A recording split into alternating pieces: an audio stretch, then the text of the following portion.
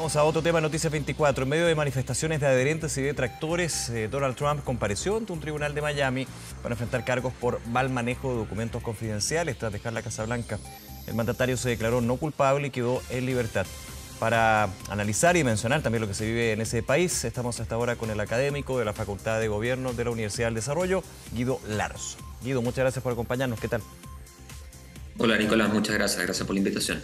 A ver, era bastante obvio, se declara no culpable de 37 cargos federales y eso de los cargos federales es bien relevante porque nos ha tocado conversar varias causas que pesan sobre el expresidente, pero ¿cuál es la diferencia cuando hablamos de este concepto, cargos federales pese a que a los otros son cargos civiles o de otra índole? Bueno, uno es que el estándar de prueba es más riguroso para este caso que para el caso, por ejemplo, de falsificación de documento contable. En este caso, el juicio debe intentar demostrar más allá de toda duda razonable la culpabilidad de Trump y la culpabilidad además de su asesor cercano, aquellos cargos de los cuales se les está acusando. En el caso anterior, el estándar era más bajo, no se requería probarlo con más allá de toda duda razonable.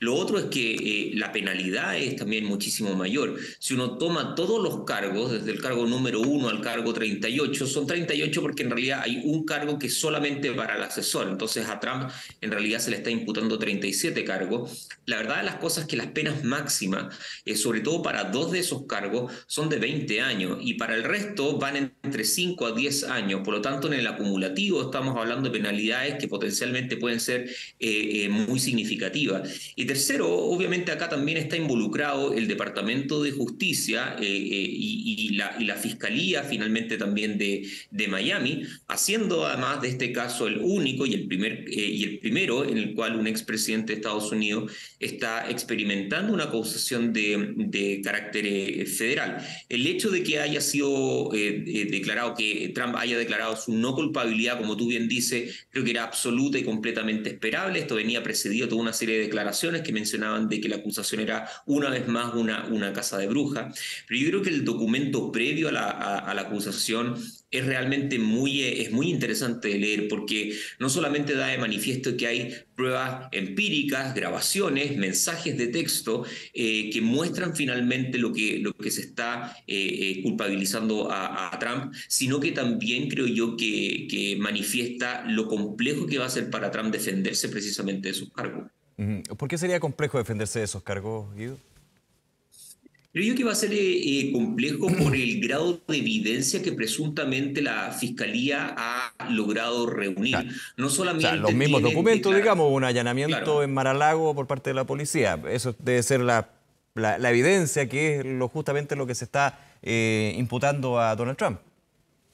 Exactamente, pero además se le suma la evidencia asociada sobre todo a la obstrucción de justicia. No hay que olvidar de que este es un caso que comienza en enero del 2021, donde hay una petición por parte del Archivo Nacional a Donald Trump para que devuelva cajas con contenido confidencial y hay toda una serie de excusas que Donald Trump entrega para evitar finalmente la reposesión de dichas cajas por parte del Archivo Nacional. Y lo que demuestra este primer documento, de hecho esto va a venir acompañado de nuevos documentos y nuevas muestras, es que Donald Trump deliberadamente no solamente ocultó las cajas del Archivo Nacional, sino que de su propio abogado. Es decir, hay una parte en el documento donde describe de que el abogado de Donald Trump dice de que es necesario finalmente someterse a las peticiones de la justicia y privadamente Donald Trump le comunica a sus asesores que es necesario entonces mover las cajas del lugar en donde están y trasladarlas a otra habitación, dado que el abogado iba a hacer ese tipo de pesquisa. Y eso resulta bien, bien llamativo, porque no solamente estamos hablando de que Donald Trump se opone a la entrega de información hacia una institución, sino que también opera por detrás de sus propios abogados. Y eso creo yo que está demostrado, pero evidentemente está demostrado en el sentido de que se están presentando pruebas al respecto, pero aún así eso tiene que demostrarse más allá de toda duda razonable. Ujú. Ahora, uno entendería, Guido, que en esta causa en particular y con las otras, puede no haber un efecto en lo que son las aspiraciones presidenciales del exmandatario de Donald Trump, en este caso, que le vaya a influir o afectar en su bolsón de votos o su aprobación que tiene actualmente, por ejemplo, el Partido Republicano. Mira, por ahora el efecto ha sido neutro e Mm, incluso ha sido positivo dentro del Partido Republicano. Es muy importante hacer esa aclaración. Una cosa es la competencia para que Donald Trump sea el candidato del partido, pero otra cosa es especular, imaginar la posibilidad que Donald Trump sea el candidato del partido en unas elecciones generales. Y ahí obviamente el voto de aquel votante más centrista, más neutro, que probablemente está orientado a evaluar el carácter de una persona, va a inhibirlo posiblemente de votar una vez más por Donald Trump. Pero esto también manifiesta una cosa interesante que está ocurriendo dentro del propio partido. La semana pasada se le preguntó a los electores del Partido Republicano qué es lo que prefieren. Si prefieren votar a alguien que podría derrotar a Joe Biden, o si prefieren votar a alguien que esté alineado ideológicamente con sus propias preferencias. Y casi 2/3 de los electores del Partido Republicano prefirieron esta segunda opción. Y ujú. eso quiere decir entonces que prefieren la pureza ideológica antes que la ganancia electoral táctica, llamémosla así, de manera inmediata. Y yo creo que hoy en día, dado que el trumpismo ha cooptado, uno podría decir, ha absorbido el Partido Republicano, no hay nadie que represente mejor esa pureza ideológica que el propio Donald Trump. Ujú. Hay otro punto también que muchos se pueden estar haciendo la pregunta, ¿cómo puede seguir siendo candidato una persona que está en plenas investigaciones o juicios, digamos? Eso también entendiendo que estos juicios, como también la falsificación de documentos contables, va a durar su buen tiempo, de hecho se establece que podrían ser años. Eso durante la campaña y durante lo que va a suceder, ¿cómo es posible eso? Bueno, no hay realmente ni en la ley federal ni en la Constitución una prohibición para que un candidato que está siendo sometido a juicio pueda presentarse como candidato a la presidencia. De hecho, hay precedente para aquello, incluso más grave lo del propio Trump. En 1920, y perdón por lo atrás de la historia, un tal Eugene Debs se presentó como candidato del partido desde la cárcel y el señor LaRouche en 1992 hizo exactamente lo mismo, también de la cárcel. Entonces hay Imagínate, o sea, cumpliendo una precedente pena. cumpliendo una pena. Entonces, hay precedente que aún habiendo sido juzgado y aún incluso habiendo sido encarcelado, no hay contradicción, al menos en la Constitución, para Donald Trump. Yo creo que igual es especular demasiado adelante en la historia, suponiendo que esto o que algo así pueda ocurrir, porque obviamente hay precedente de lo anterior, pero no hay precedente respecto de un expresidente. Y hay algunos abogados que han dicho que eventualmente, por ejemplo, Trump podría autoamnistiarse a sí mismo en caso de ser presidente, etcétera. Pero en esa especulación legal creo que es mejor mantener cierto grado de cautela y ver cómo va desarrollándose el juicio. Ahora, porque también desde el análisis político electoral que significa esta situación judicial, uno podría decir, bueno, es un caldo de cultivo para que los demócratas puedan capitalizar un apoyo hacia su partido, hacia la figura de Joe Biden, hacia la figura del resto de los candidatos que puedan tener. No es tan así, ¿ah? Parece que De hecho, el no. mismo Joe Biden ha sido muy cauto en declaraciones, también los líderes demócratas sobre este y otras causas judiciales de Donald Trump. Sí, mira, se filtró hoy día, hace pocas horas, una suerte de mandato de Joe Biden al Congreso Nacional Demócrata, a la Casa Blanca y también a los miembros del partido, que por ningún motivo comentaran el caso, ni hicieran ningún tipo de declaración. Y la razón es que desde el lado republicano se ha atacado y se ha criticado muy fuertemente la presunta intervención de la Casa Blanca, Joe Biden, en el Partido Demócrata en el aparato de justicia.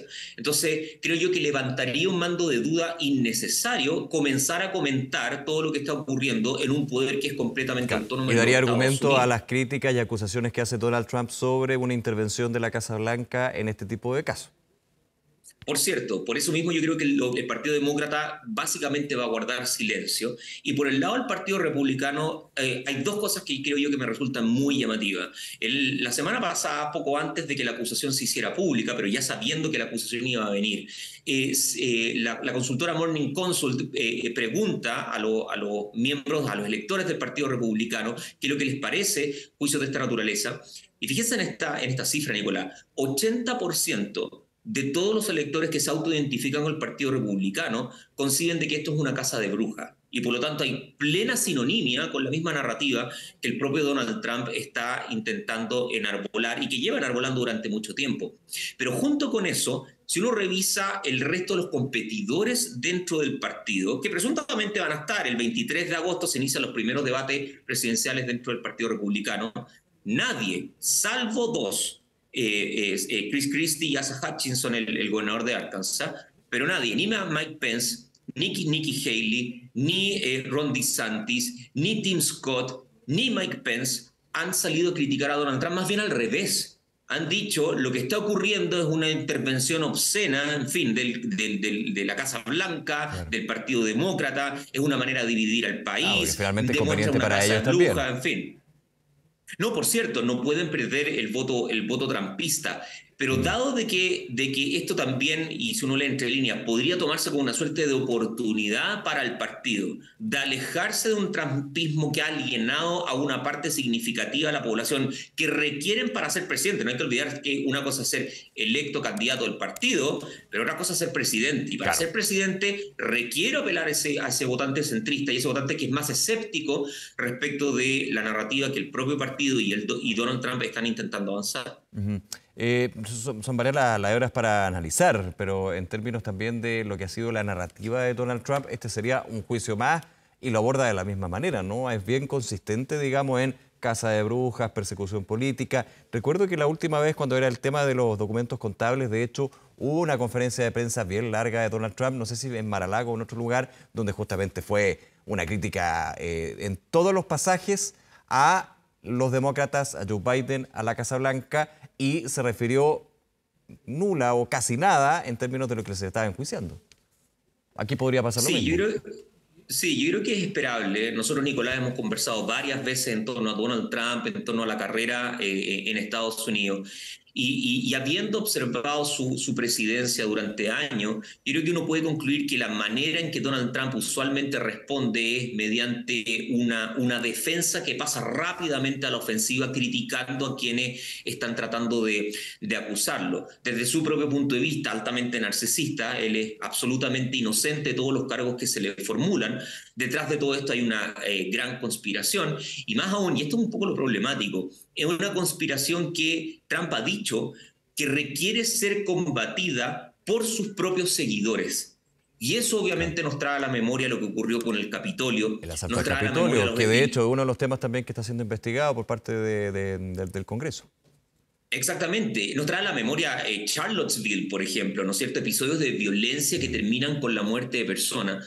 Y si uno revisa, digamos, algunos comentarios en redes sociales, sobre todo dentro del trumpismo y también dentro de grupos militantes y adherentes fervientes del propio Donald Trump, existe esa especie de sensación un tanto abstracta, pero altamente emocional, de que en cualquier momento esto puede salirse de control. Y eso hay que mirarlo con mucha atención. No hay que ser, obviamente, grave, no hay que llamar, digamos, a una preocupación innecesaria, pero no hay que olvidar que hay que tener imaginación, ¿no? Imaginación en términos de cuáles pueden ser los escenarios futuros, dada la trayectoria de los últimos años en los Estados Unidos. Guido Larson, como siempre, muchísimas gracias por conversar con nosotros. Que esté muy bien. Gracias, Nicolás, que tenga Nos buena vemos, tarde. chao.